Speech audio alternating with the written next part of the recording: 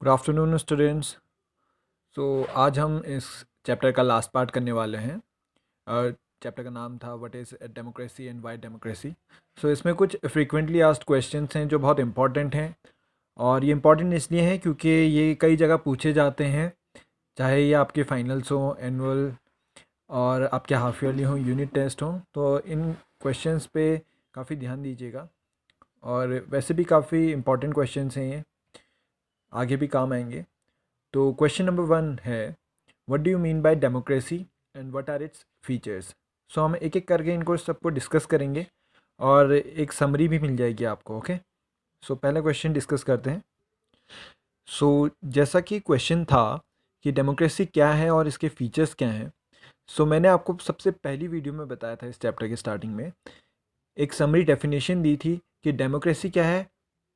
It is a form of government in which the rulers are elected by the people.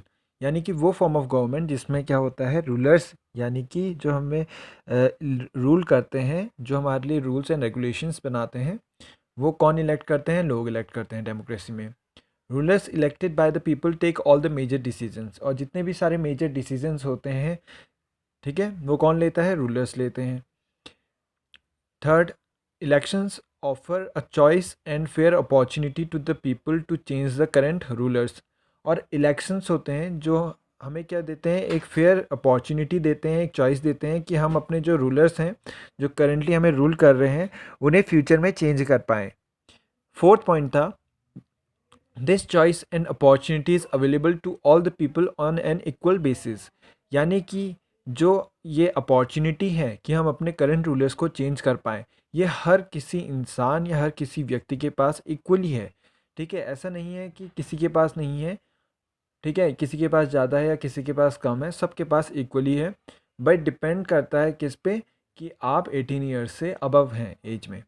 ठीक है, last point था, the exercise of this choice leads to a government limited by basic rules of the constitution and citizens right. यानी कि जो हम government elect करते हैं, वो जो भी आप अपनी चॉइसेस बनाती है, ठीक है, जो भी डिसीजंस लेती हैं, वो किसके द्वारा लिमिट होती हैं? जो कॉन्स्टिट्यूशन में रूल्स हैं उनके द्वारा लिमिट होती है, और सिटीजन्स के राइट को कोई हानि ना पहुंचाए, ऐसे रूल्स ना बना पाएँ, इसलिए वो क्या करी जाती है, उनकी जो एक्सरसाइज ऑफ पावर है वो लिमिट करी जाती है। आई होप आपको ये समरी डेफिनेशन समझ में आई होगी। Now we will move on to the second question. The second question is arguments for again advantages merits of democracy. यानी कि वो कौन से आर्ग्यूमेंट्स हैं जो किसके साथ हैं, वो क्या हैं? एडवांटेज हैं डेमोक्रेसी के, या मेरिट्स हैं डेमोक्रेसी की। ठीक है, तो वो हम डिस्कस करेंगे इसमें। तो आर्ग्यूमेंट्स फॉर डेमोक्रेसी यानी कि इसके मेरिट्स क्या हैं, इसके एडवांटेजेस क्या हैं। जैसे कि मैंने आपको बताया था, एक फेमाइन आया था 1958 से 1961 के बीच में, कहाँ? साउथ एशिया में, ठीक है, साउथ ईस्ट एशिया में, जहाँ चाइना और इंडिया में आया था बहुत ज़्यादा। लेकिन चाइना ज़्यादा सफ़र करना पड़ा चाइना को, ठीक है, और इंडिया को कम सफ़र करना पड़ा उस फेमाइन की वजह से। क्यों? क्योंकि चाइना में कम्युनिस्ट पार्टी रूल करती है और इंडिया में एक डेमोक्रेटिक गवर्नमेंट है। इसकी वजह से जो पॉलिसीज़ इंडिया ने अडॉप्ट करी वो ज़्यादा अच्छी थी एज़ कम्पेयर टू चाइना। ठीक है, फिर मैंने आपको बताया था, democratic government is better government, it is more accountable. यानी कि जो डेमोक्रेटिक गवर्नमेंट है वो काफ़ी अच्छी गवर्नमेंट होती है, क्योंकि वो अकाउंटेबल होती है, उसको जवाब देना होता है अपने लोगों को।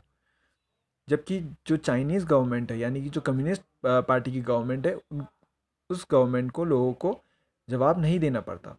थर्ड था consultation and discussions, no rash और इररिस्पॉन्सिबल डिसीजंस, क्वालिटी डिसीजन। यानी कि अगर कोई भी डिसीजन लिया जाता है, यानी कि कंसल्ट करा जाता है, तो उसके लिए क्या होता है, सबका बराबर में राय ली जाती है। ठीक है, तो इससे क्वालिटी डिसीजन आता है, कोई भी इररिस्पॉन्सिबल डिसीजन नहीं ले सकती डेमोक्रेटिक गवर्नमेंट।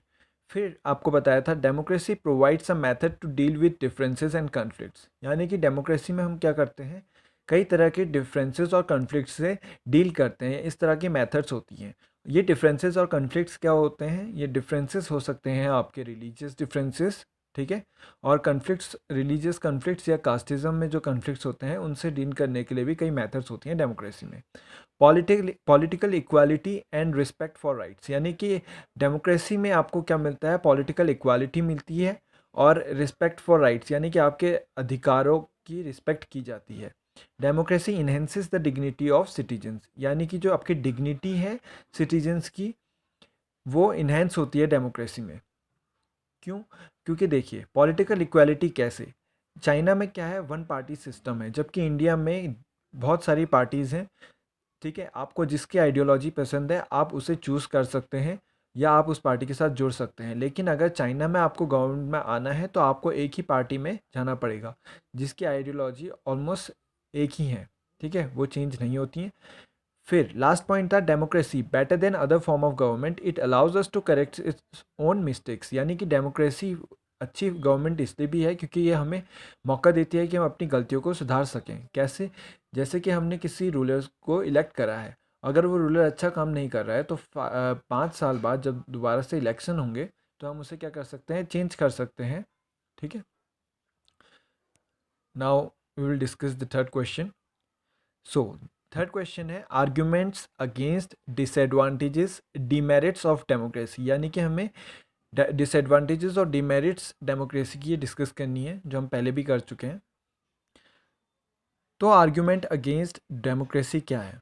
ठीक है, ये वो डिमेरिट्स हैं, डिसएडवांटेजेस हैं। जो हमने एडवांटेज में पढ़ा वो एक तरीके से क्या है, डिमेरिट्स भी हैं डेमोक्रेसी की। जैसे कि नंबर 1 पॉइंट है leaders keep changing in a democracy instability, यानी कि जब जब लीडर्स चेंज होते रहते हैं तो इनस्टेबिलिटी आती है डेमोक्रेसी में। Second, democracy political competition and power play no scope for morality, यानी कि पॉलिटिकल कंपटीशन इतना बढ़ गया है, पावर की जो चाहत है लोगों में इतनी बढ़ गई है, यानी कि पावर पाने की जो इच्छा है वो इतनी बढ़ गई है कि मोरालिटी की कोई जगह नहीं रही है। थर्ड पॉइंट है so many people have to be consulted in democracy it leads to delays, यानी कि अगर एक पर्टिकुलर डिसीजन लेना है तो आपको कई लोगों से डिस्कस करना पड़ता है, कंसल्ट करना पड़ता है, जिससे उस डिसीजन को इम्प्लीमेंट करने में काफ़ी डिले होता है। Fourth point, elected leaders do not know the best interest of the people leads to bad decisions, यानी कि जो इलेक्टेड लीडर्स हैं कभी कभार ऐसा होता है कि वो उन लीडर्स को पता नहीं होता है कि लोगों का बेस्ट इंटरेस्ट किस चीज़ में है, किस चीज़ से उन्हें ज़्यादा फ़ायदा होगा। ठीक है, और वो इस तरह के डिसीजन लेते हैं जो लोगों के लिए क्या होते हैं, हानिकारक होते हैं, बैड डिसीजंस होते हैं। ठीक है, democracy leads to corruption based on electoral competition, जब जब इलेक्टोरल कंपटीशन ज़्यादा होता है तो उससे क्या होता है, करप्शन भी इंक्रीज होता है। लास्ट है ordinary people don't know what is good for them they should not decide anything. ठीक है, तो कई बार ऐसा होता है कि ऑर्डिनरी लोगों को पता नहीं होता है कि उनके लिए क्या सही है करप्शन की वजह से, और वो सही से डिसाइड नहीं कर पाते। तो ये क्या है, कुछ आर्ग्यूमेंट्स अगेंस्ट डेमोक्रेसी हैं। फोर्थ क्वेश्चन है specific story Pakistan legal framework order China Mexico Zimbabwe. ठीक है, हमने कुछ स्टोरीज भी डिस्कस करी थी जो किसके बारे में थी। ठीक है, केस स्टडीज़ थी पाकिस्तान की, चाइना की, मैक्सिको की, जिम्बाब्वे की। तो ये डिस्कस कर लेते हैं एक बार और। सबसे पहले मैंने आपको बताई थी केस स्टडी किसकी, पाकिस्तान की। तो पाकिस्तान में मैंने आपको बताया था कि अक्टूबर 1999 में मिलिट्री कूप हुआ था, जिसे किसने करा था, परवेज मुशर्रफ ने, और उन्होंने अपने आप को प्रेसिडेंट डिक्लेयर कर दिया था पाकिस्तान का, और एक रेफरेंडम पास करा था 2002 में, जिसमें उन्होंने क्या करा था, जो अपनी पावर थी उसको एक्सटेंड कर दिया था 5 साल और के लिए। ठीक है, और 5 सालों के लिए अपनी पावर को एक्सटेंड करा था, और इस रेफरेंडम का लोगों ने क्या करा था, कई जगह प्रोटेस्ट करा था। उन्होंने कई लीगल फ्रेमवर्क ऑर्डर भी दिए, जैसे कि उन्होंने president can dismiss the national and provincial assemblies, उन्होंने कॉन्स्टिट्यूशन को अमेंड करा, चेंज करा, और ये पावर दी कि प्रेसिडेंट क्या कर सकता है, नेशनल और प्रोविंशियल असेंबलीज को डिसमिस कर सकता है। और एक नेशनल सिक्योरिटी काउंसिल बनाई जिसके जो मेंबर्स थे वो कौन थे, मिलिट्री पर्सन्स थे, जो किसको सुपरवाइज करती थी, सिविलियन कैबिनेट को। ठीक है, जो लोगों के द्वारा इलेक्टेड मिनिस्टर्स होते थे उन्हें सुपरवाइज करने लगी। ओके, आई होप आपको समझ में आ गया होगा एक बार दोबारा से कि पाकिस्तान की केस स्टडी में क्या है। तो जो नेक्स्ट केस स्टडीज़ हैं रिगार्डिंग मैक्सिको, जिम्बाब्वे, चाइना, ये हम नेक्स्ट वीडियो में डिस्कस करेंगे। ओके।